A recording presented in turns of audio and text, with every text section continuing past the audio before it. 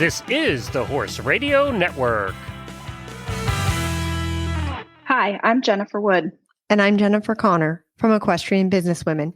And you're listening to Equestrian B2B, the podcast that brings together industry leaders, entrepreneurs, and equestrians for conversations about how they build and sustain a successful business. On today's show, we're talking about community involvement. How can equestrian businesses work with their surrounding communities to engage and enrich them? Today's two guests have a lot of experience with their communities. Listen in to hear how they grow their own businesses while they help the community around them grow as well. Jessica DiCostanzo is a rider and co-founder of the online platform Equestrian. As an active competitor, Jessica combines her love for both dressage and jumping in eventing. In addition to riding, Jessica was able to use her background in marketing to create Equestrian, an online community that includes everything an equestrian could need, from upcoming horse events, products you can buy, services for you and your horse, and even horses for sale. Bethany Zylstra is a young businesswoman living in Orange County, New York, on her family's dairy farm. As a homeschooled child, she spent all of her free time at the barn riding and learning how to care for the horses. After she graduated from Chapel Field Christian School, she spent several years working in and around horse farms from different trainers in the Hudson Valley, including Denise Antoniadis of AKA Showstoppers. In 2016, she and her husband, Sam, purchased their own farm in Montgomery, New York at a foreclosure auction, and they started their business Hollow Hill Farm, LLC. She is now specializing in beginner through intermediate lessons and has many successful kid-based programs. Hollow Hill Farm hosts summer camps, troop outings, and has a new educational homeschooling program that was recently featured on the cover of the local newspaper, the Times Herald Record. In her free time, she enjoys eating anything spicy, camping, and spending time with her husband and 3 children. Hi, Beth and Jessica. Thank you so much for joining us today. We're really excited to talk to you guys about your businesses and how you work with the local community and the equestrian community to help grow your business, get to know new people, all that fun stuff. And just starting out, Jessica, can you talk about how important community involvement is to your business? And is there a different strategy to approaching the horse community versus general, mainstream population? Yeah, thank you so much for having me on this podcast. I really appreciate it. I think Richard Branson said this, that doing good is good for business. So early on in my adventure with Equestrian, I was able and fortunate enough to get involved with a local nonprofit organization, which happens to be equestrian related. And it's the San Juan Capistrano Equestrian Coalition. And the way that they handle their approach with the community is to get more people involved with horses or aware of horses to maintain the equestrian lifestyle of the city that we live in.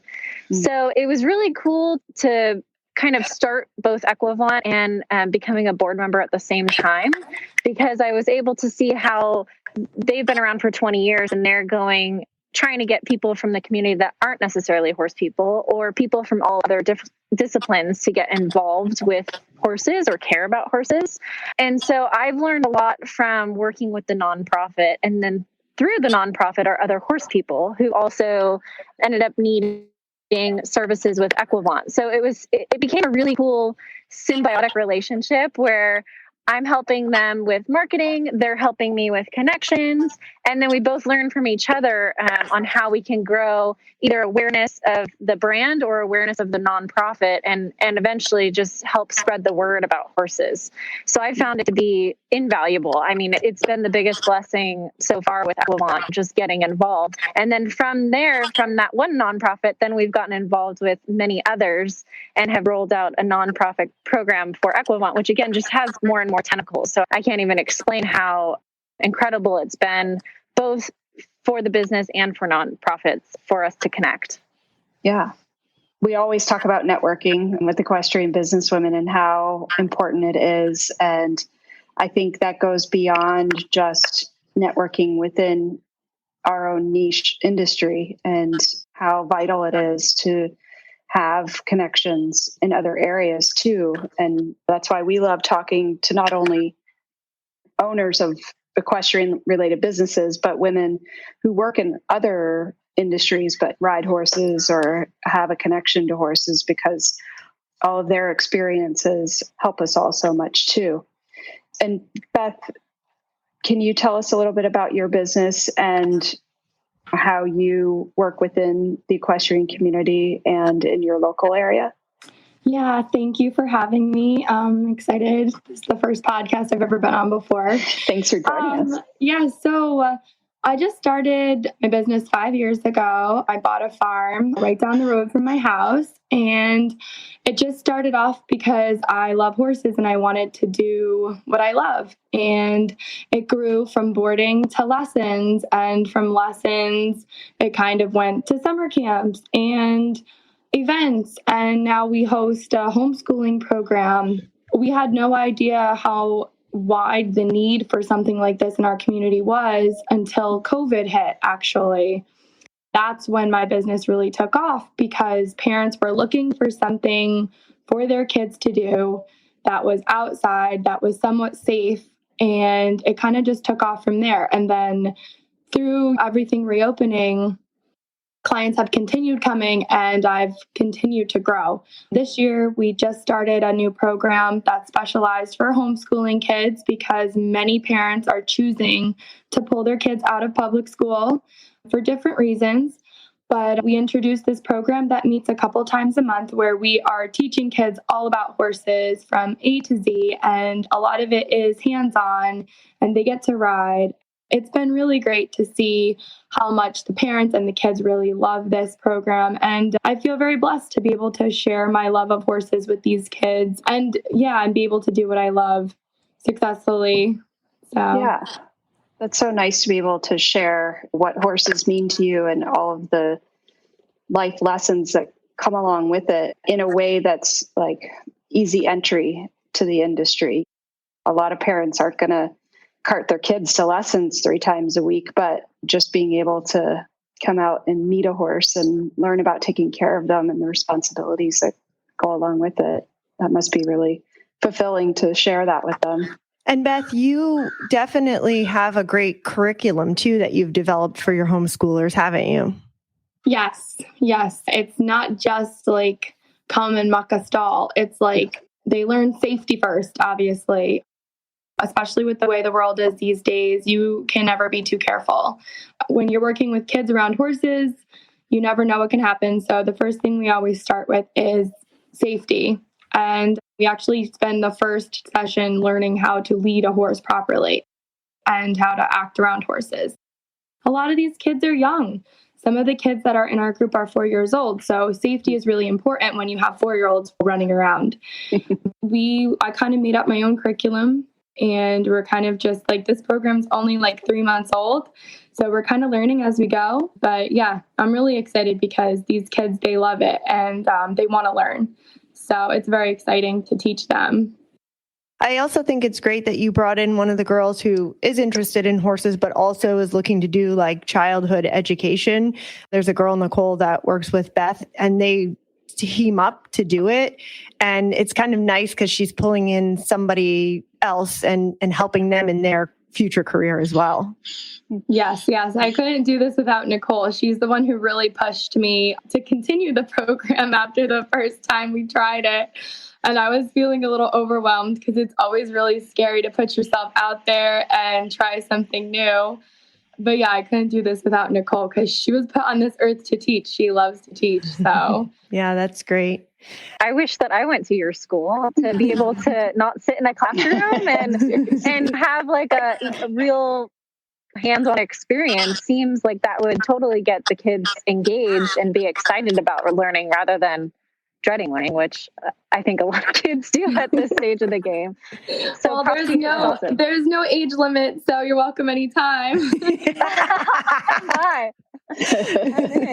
Yeah, as far as Equivant's involvement with the community and how we help, I'm actually sitting here at a local horse show here in San Juan Capistrano. It's the Orange County Horse Show Association's championship show. I have the hardest time saying that back to back. But they have this event every year at a park that's actually owned by the city, and the city opens that up to all members of the community. There's free parking, free admission. They have soccer fields here as well. So what's really cool is that when they have events here, oftentimes soccer and the county shows are happening at the same time. So you've got one family with a kid in soccer and the other parent is with the other kid who's riding, which is just a neat, special way to bring the whole family together for some good old-fashioned outdoor fun. So as far as Equevant promoting involvement with the community and helping the community, we're really just trying to show that horses aren't inaccessible, which I think the industry as a whole has kind of made it be like it's a special club that you have to be in and have $1 million to go see a horse. And really with partnering with the Horse Show Association and the nonprofits that are here locally, it's been a great way to provide a safe environment for families to come out to see horses, similar in the way that Beth is doing her program, where just looking at horses is a very therapeutic or cathartic experience. And providing that as an outlet that is a COVID safe environment for people to go experience outdoor things has been something that we've been really excited about, and helping promote these local events that are actually have a flair of horsey in them as well. Beth, would you think that's kind of similar to how you benefit your community? Yeah, I would agree. A lot of people think that the horse world is inaccessible. A lot of people think you have to have a lot of money to be around horses. And while that may be true once you get into the upper levels of showing and stuff, I think that horses can be accessible to anyone. And I do think that it is important that we get our communities involved, because the more that our communities know about the horse world and know about horses, and I feel like the less likely they will be to throw shade at the horse community, and the more that they'll understand about the horse world. I think that's a good point too, that horses are really the foundation of this country. Without Mustangs and all of the horses early on, we wouldn't be doing all the things that we're doing. And so I think just people seeing horses in action is kind of like bringing us back to our roots as cowboys throughout America. So it's a fun kind of way to connect with the past right here in today's day and age.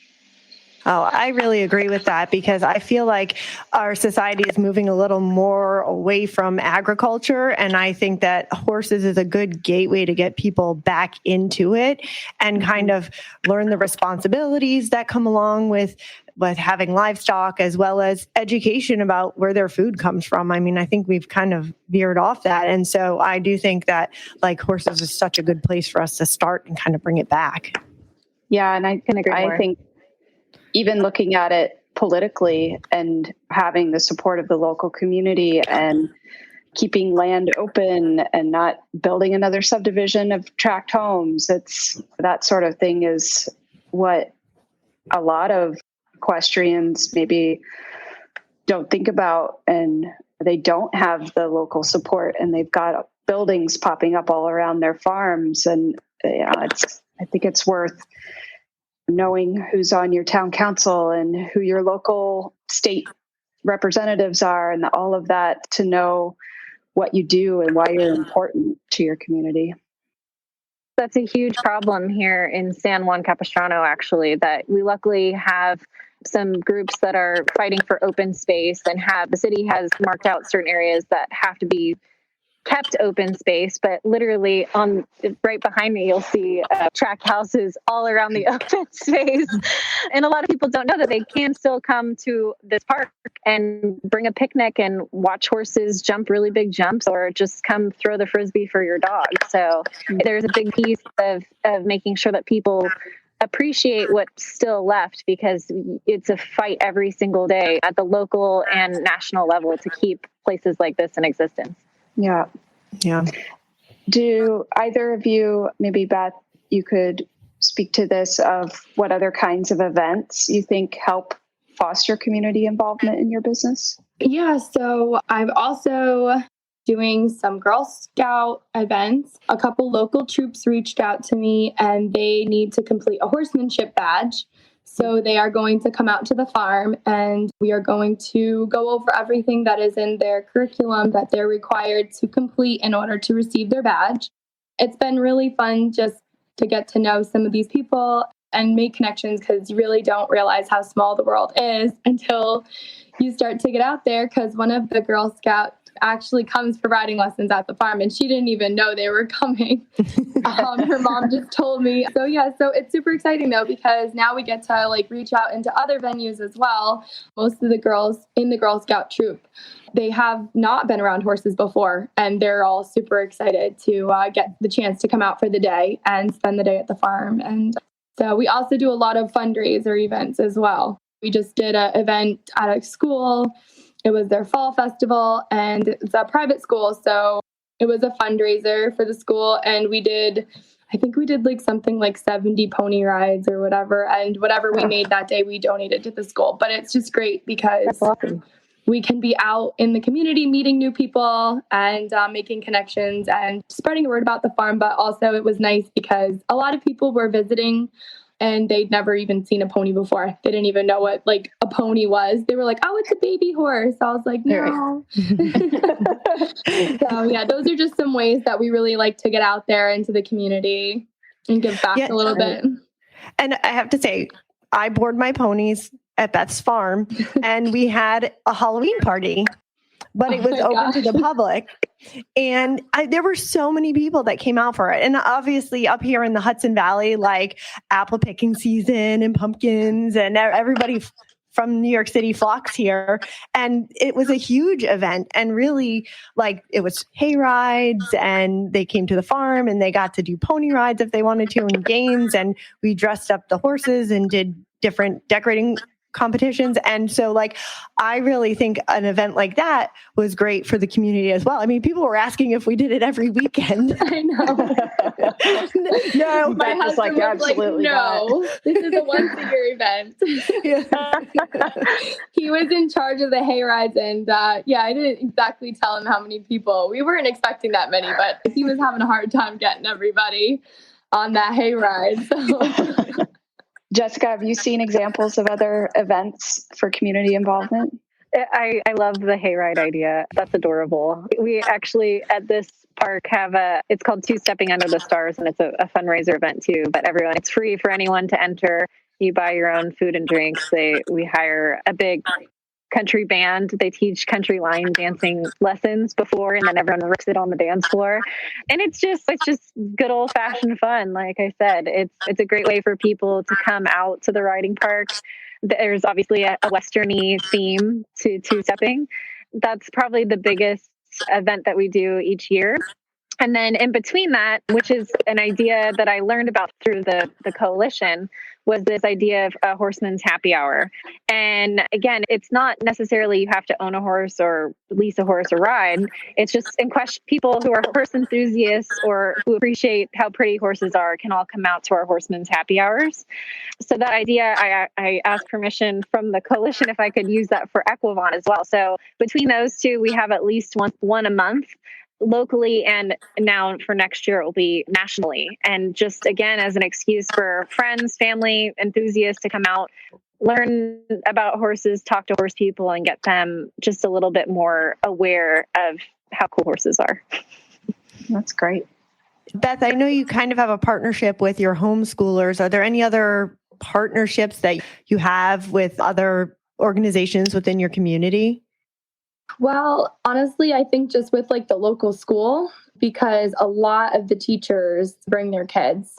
So I don't know if that's necessarily like a partnership, but even like the principal of the local elementary school brings his daughter for riding lessons. And I know he tells anybody that he can to come check us out. We also help him out in the General Montgomery Day Parade. And my husband usually helps him pull the school float. So we help him out and he helps us out. And it's nice because it's just like a positive partnership for us to have somebody so local at the head of the school, just kind of backing us up. So, yeah, that's great. And Jessica, how about you? What kind of partnerships do you have? Yeah, I'd say with the horse show associations, as well as the nonprofits around here and the city itself. So we work closely with the city of San Juan Capistrano. We had a city council meeting about a month ago and had about 70 equestrians show up in their riding clothes. which we're at kind of a serious turning point in this city in particular. And so to get that kind of turnout and be like, hey, we have to keep this park for equestrian use says a lot, because not many people these days even think to show up to a city council meeting. And it's by no means exciting for most of it. Yeah. I guess it's a little bit of you're sitting through, but you're proving a point just by showing up in your riding clothes and convincing other riders to show up there too goes a long way.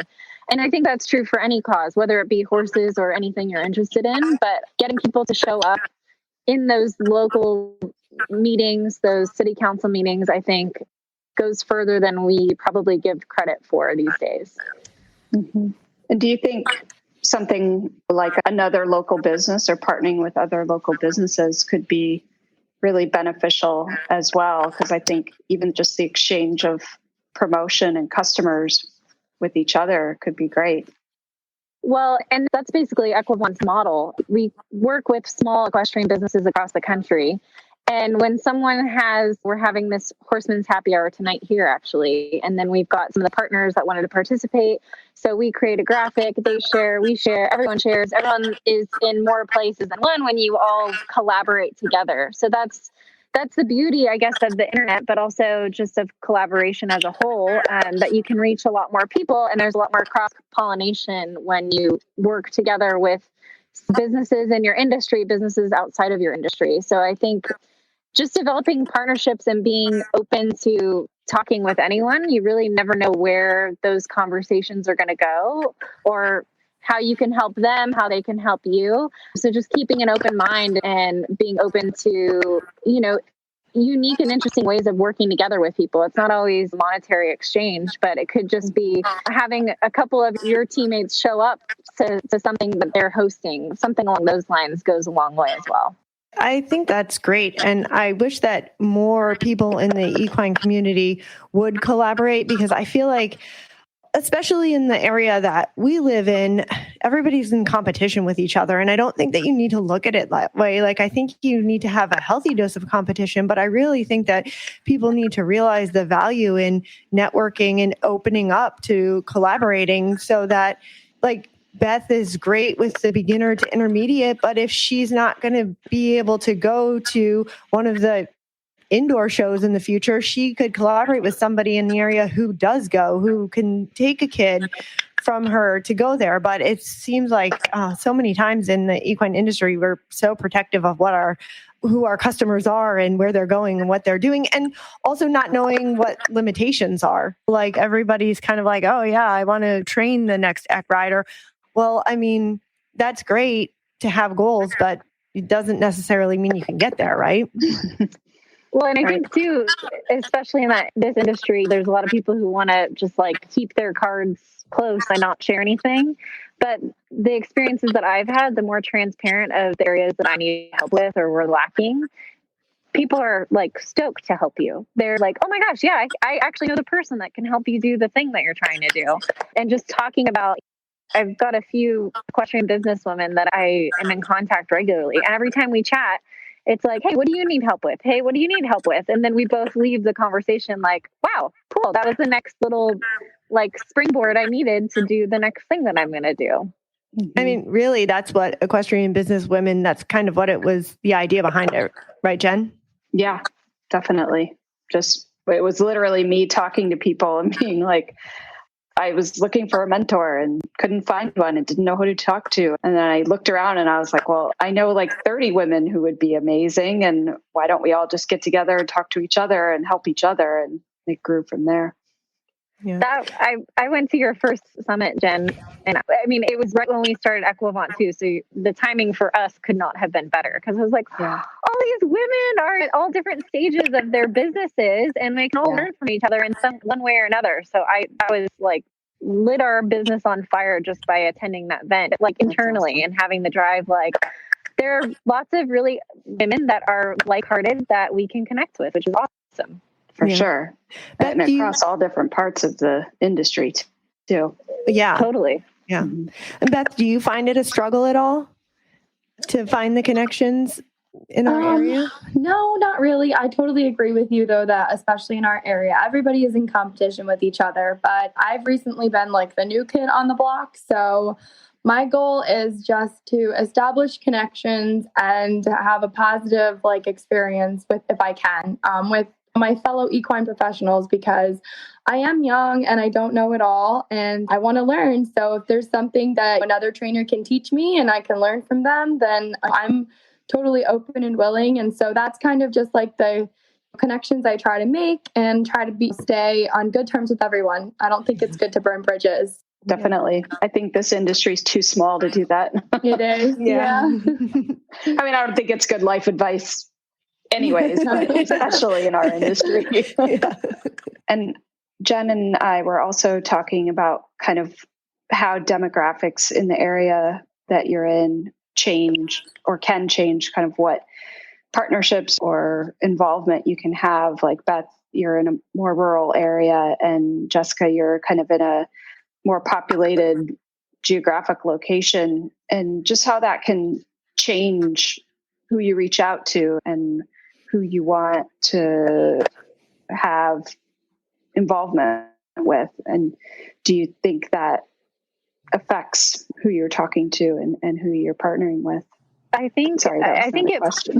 No, it's okay. I mean, I think it might be, I haven't lived in a rural area, so I can't speak from Beth's perspective, but it seems like we don't have any shortage of people to work with around here, or for people to show up to events either, or show up to donate or anything like that. So I think from being in the area that we're in, working with the nonprofits, people are always like excited when we're asking for donations because they need their tax write-off or what have you. So I think it works to our benefit for sure. I'm very grateful that people are so generous around here with giving back to causes that they believe in. Mm-hmm. I didn't think I lived in a rural area, but I do live on a farm, so I guess I do. But I feel like really recently our area has been getting pretty busy from people moving up from the city. And so when I'm having these kind of events, like not necessarily riding lessons so much as like the party we had and even the homeschooling classes, I get a lot of customers who have just moved up here to upstate New York from the city. And so I feel like that's actually been good for business for me. I don't really love personally that we're getting overrun by people from the city, because that means more development in our areas. And I do like to keep land free. But as far as business goes, it's been good for me, because when people come up here, they are just so thrilled and so excited that they can, afford to ride a horse. And that's not something that they really can do in the city typically. So I think that's been good for business for me. I guess I don't, really know what it would be like if we lived in a little bit more of a busier area. Right. So I'm grateful because I like where I live. It's very beautiful here. Yeah. I think to Beth's point too, with COVID, that's kind of lit the equestrian world on fire, because parents are like, oh my gosh, I'm walking inside with my child for extended days on end. Yes, how do I get them outside and burn some energy off? And on the approved list from day one, which was awesome. Exactly. For all of yes. us. I don't have an indoor riding arena yet. And so we were like, last year we were like, oh, well, maybe the winter will be mild. It won't be so bad. So we'll keep riding. And it was awful. We had a really bad winter, a lot of snow, very cold. And I didn't slow down, not even a little bit. Parents were so desperate to get their kids out of the house and get them outside doing something that I taught lessons all winter long. Yeah, it definitely was COVID related. There wasn't as much open and there wasn't, that much to do. So that's definitely been good for the equestrian community. We were talking about, different demographics of areas, and the Winter Equestrian Festival has done a really amazing job at local outreach to get people to come out to the horse show. And one of the things they've been doing for years are lunch tours of the horse show on Wednesdays. Typically, nobody comes to a horse show on Wednesdays, but all the retirement communities around here, the seniors are looking for something to do. So they come out to the horse show, they walk around, they get to see what a farrier does, and they get to see the tack shops and watch the competition and eat lunch. And it's just been a great way for the horse show to really grow their exposure in the area. And I think Jessica talks about working with nonprofits, and the Great Charity Challenge is another event that they came up with, and it has grown enormously, and they've given tens of millions of dollars to Palm Beach County nonprofits over the years. So I think when you're talking about events, there's certainly lots of ways to become involved with the local community, and looking at where you are and who's around you is important too. Yeah, it definitely is. So, Beth, do you think you have a good balance between supporting your community and then also trying to grow your business? Like, what does that look like for you? I think so. We're trying. It's important to value our current clients, even some of which have been with me since I opened 4.5 years ago, because our business has grown so much. We don't want to chase away people who've been with us since our beginning. So it's been hard. I've had to learn how to say no, because that's something that's hard. I think, I can do it all. But sometimes it's okay to say no to new clients. So I haven't taken on a lot of new lesson clients recently, but one of the girls who works for me has started helping me out. And she started teaching some of the pony rides just to kind of take in some new clients who want to bring their kids. But also, we do carve out time in the schedule to do these events. And most clients are very understanding when you tell them, hey, this Saturday, we're not going to be teaching lessons. We are actually having a Halloween party. I hope you come. And most people are like, we'll be there, because they want to support our business too. And then they invite their friends and their family, and they're like, hey, come check it out and come see the horse that has been riding. It's good, but it is hard to find the balance. And I think that as a business owner, it is important to learn how to say no when your business is growing to the point where you might hurt existing customers and existing clients. So it's important not to spread yourself too thin. And I had to learn that. Yeah. That's a tough thing. I learn that every day. And I don't like to say no. That's another thing. I'm with you. It's always yes. It's like, sure, I could do that. Creating boundaries is so hard, right? Yes, it is hard, especially when you're a business owner. And sometimes creating boundaries means that you're going to maybe potentially upset somebody. And then you have to deal with the backlash of that. And I take everything personally. Like, it's my business is like one of my children. It's my baby, and I pour my heart and my soul into my business. So when sometimes I have to set a boundary and that boundary upsets someone else, it bothers me. So, but I mean, it is a balance. You have to find balance. Yeah. And Jessica, how about you? What kind of balance do you have between your community and growing and finding your new customers? Ditto to everything that Beth said. I too am a people pleaser, and I want to be all the things to everyone. And really being okay with not doing everything is a daily struggle for me, because I think I get a handle on it, and then I say yes to one thing I probably shouldn't have. But it's ironic too that you're saying that, Beth, because that's been the theme of my week, where when you do say no to one thing, then it actually opens up your time, your space for something that's better, that you can spend your time better on. Because if you're even thinking about saying no, it probably should be a no. Or if you have to debate it in your head, it probably should be a no. But it's really hard. It's really hard to say no to people. But then when you do, you are able to be that much better in the things that you're focused on, whether that be your business or your life or whatever it is that you're working on. And Jessica, what ways do you announce or get the information out to the community? I know we were talking, Jen and I, about demographics, and the local retirees in Florida aren't on Instagram reading your post about the event that you're going to have. So how else, social media, is there any other ways that you're able to reach people? I think nowadays you really do have to be everywhere. And social media is one component, but probably not the best converting component, if you will. We do email as well, but physically being at places goes a long way. And I think the hardest part too, especially when we're just starting out, is I'd be at these horse shows for weeks on end, and I'm thinking like, oh my gosh, what am I doing with my life? Does this even work? Because there's not like, you can't see the transaction like you can measure everything online, right? So it's crazy because people years later are like, oh yeah, you're the one with the little trailer that I saw at that show. And I'm like, okay, it did work. It just took longer than I thought. And then hanging signs in bathrooms at horse shows is, you've got a very captive audience. I will tell you that much.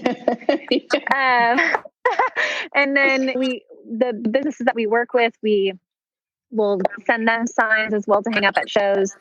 So for Equevant, the brand, I think being in as many places, but we can't physically be there ourselves, but working a little bit smarter in the sense of partnering with other people and figuring out how we can work with horse shows and have our banner in the arena. Just that is presence enough. But I think the old school methods of marketing still work.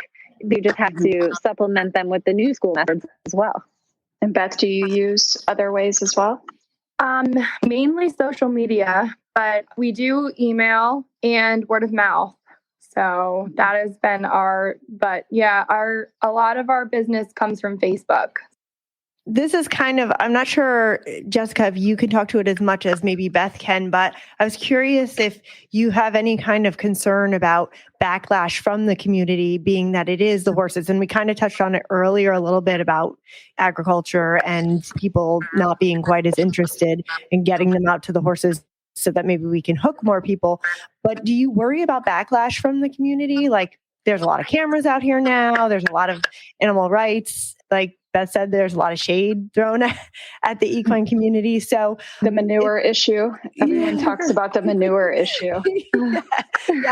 Barn manure. So how do you handle that? And do you have concerns? Yeah, I have concerns because you never know who's watching.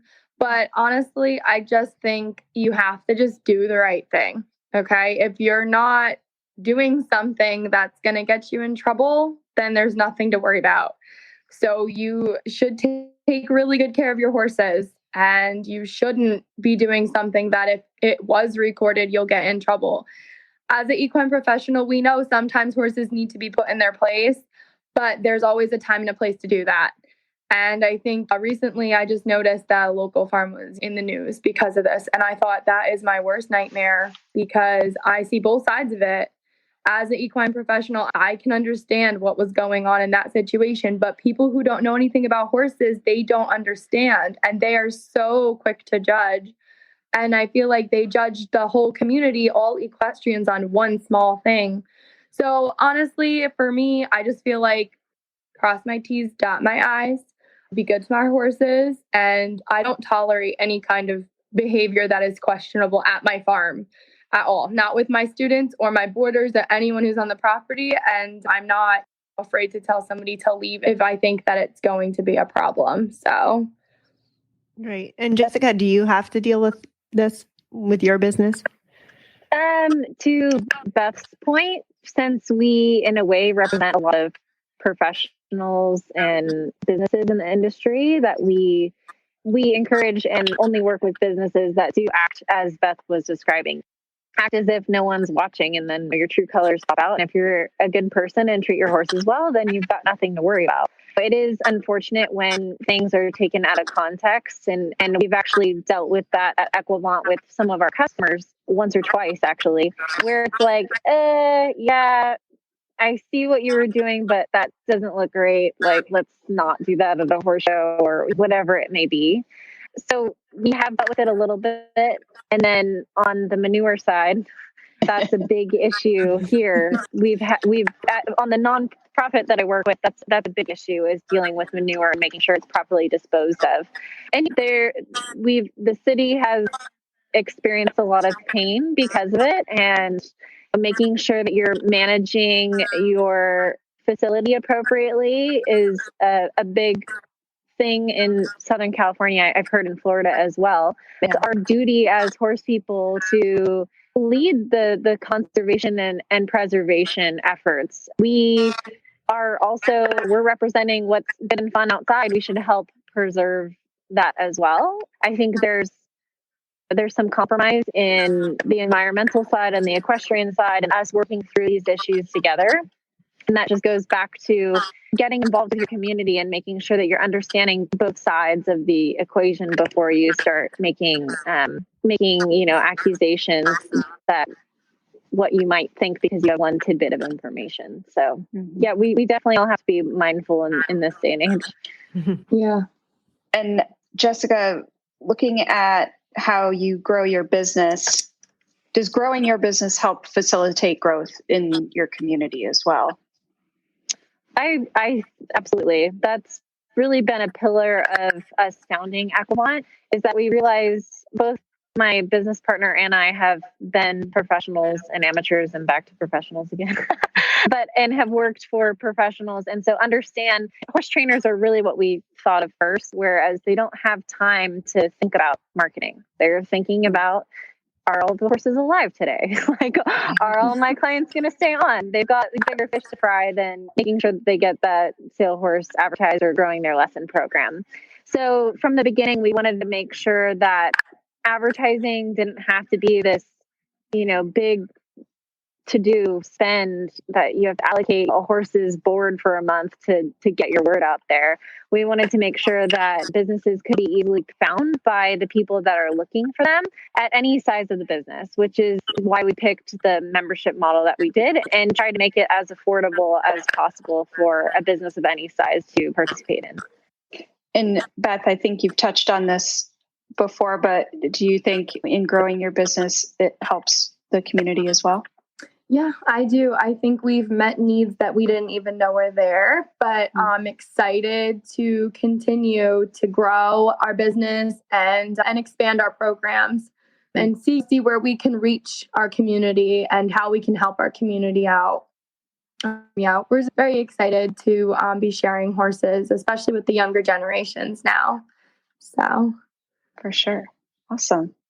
Well, at this point, we go on to our rapid fire questions, and Connor usually starts with the first one for you guys. So, Beth, you can start, and it's going to be, what is one action that women can take to make a big difference in their lives? Well, I said it before and I'll say it again. I think we need to not take everything personally. That's like my biggest flaw. So pretty much anything that ever happens, I just take it right to heart and then I let it ruin my whole day or my week. And I feel like we need to learn to just let it go and that just not to take everything so to heart, because people don't always know exactly what they're saying and they don't always mean it the way we take it. That's true. And Jessica, how about you? What's one action that women can take to make a big difference in their lives? Similar to Beth, yet again, I think leading with kindness and compassion goes a long way, because you have no clue what sort of day that person has had.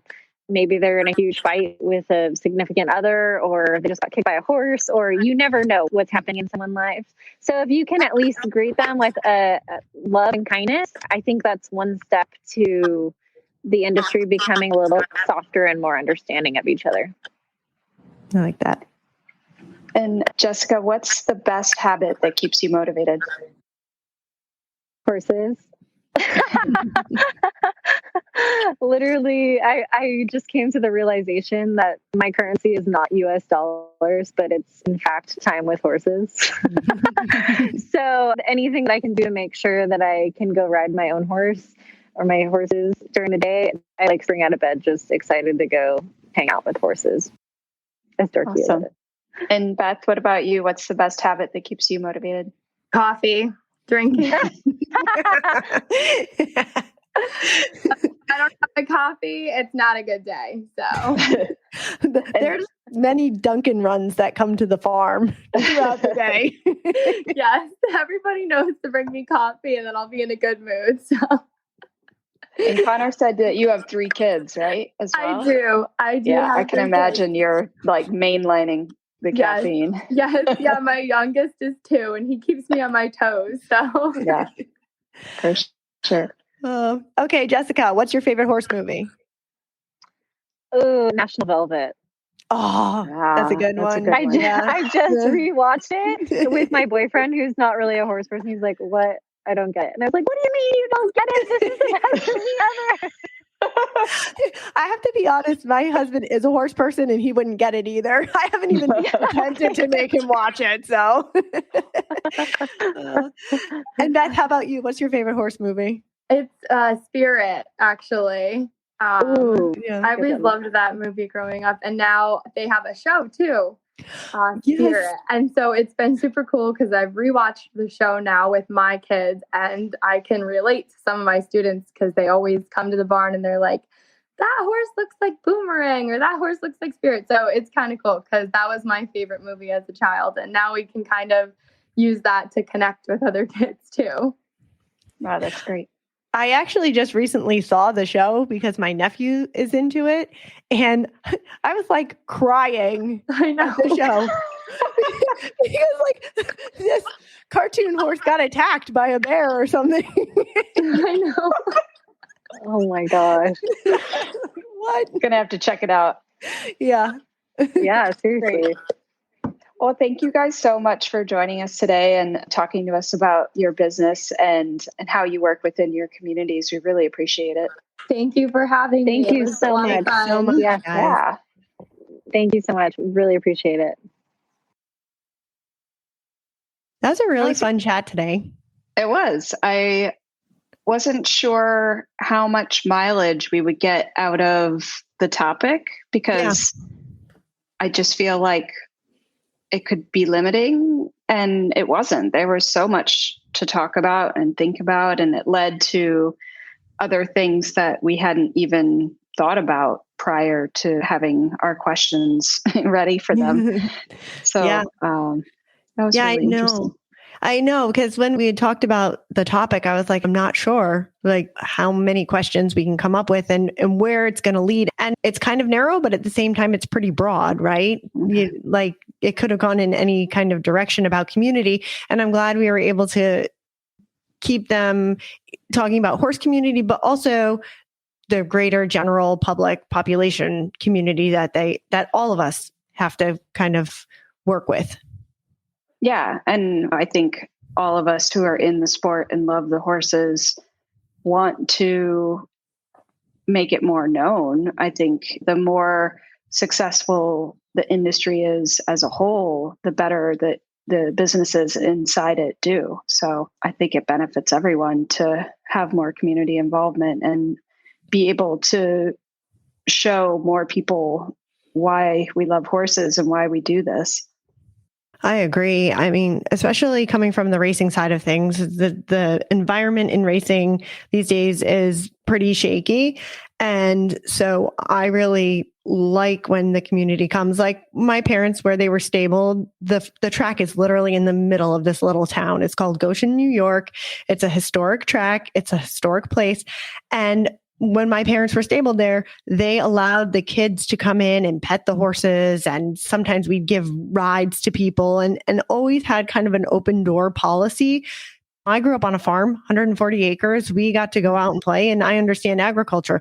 Those kids, this is the closest they're going to get to a horse probably ever. So we always feel that it's important to kind of like bring people in and let them see and understand it from our point of view rather than conjuring up ideas about it that may not be true, right? Or even just their one experience or their only knowledge about it is what they see on the news. Right. And overwhelmingly, the news stories are negative and sensational, and that's not what 99% of the industry is. Exactly. I mean, when Beth was talking about a local barn being on the TV recently, it takes a blow. Everybody takes a blow, not just that barn, but all of us around it take a blow. So we have to kind of be out there putting our mark on things and saying, no, like it's not all like that, like trust in us. And fortunately, she had an article written about her and her homeschooling program right after that. So it brought a nice light back into barns in the area and in the equestrian community here. Yeah, that was great to hear. This is a topic we can revisit in lots of different ways that apply to different types of businesses in the industry. So I'm looking forward to how we can talk more about it in the future. I have to say, I really like Jessica's perspective too, from being in California, because I know she probably feels a lot of the same vibes that I'm feeling in the racing industry, she's feeling in the entire equine community there. So it was really great to get her perspective. And I hope that we can have some more conversations and we can get out there and really educate people.